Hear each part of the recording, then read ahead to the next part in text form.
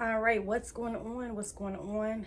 I had this purple wig that I've been using for a couple of my content creation videos, so I'm going to revamp it. I'm tired of the purple look, so I got a hair removal kit that I'm going to apply to it, remove the purple from it. It's going to go back to its natural 613 blonde. I'm thinking about going rose gold with it, so we're going to see how it go. Of course, I'm going to have the band. I'm going to push all this back. Y'all gonna see, tune in, keep watching. Y'all know how we get sound with the creativity. Okay, we are going in with the Loreal remover hair kits. Got our 50 cream developer, mix those in. We're gonna add it to the wig. Don't do this, y'all.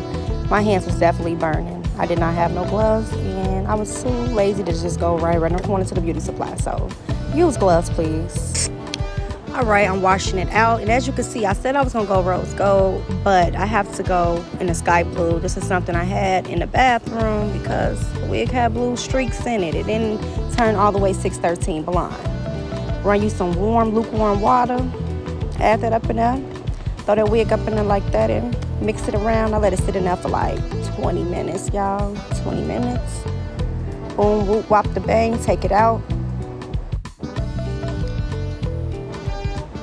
Going in with Cream of Nature leave-in conditioner, spraying that up in there.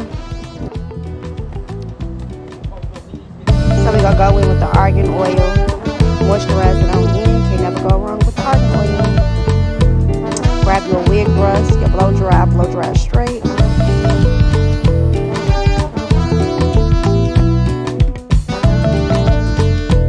Blow dry it out, no wet spots left in there. Grab your flat iron it out. Okay, these are little cheap ass flat irons I had. And yeah, but it worked. You see, it worked. Some like little $20 Family Dollar flat irons. So I'm gonna speed this process up.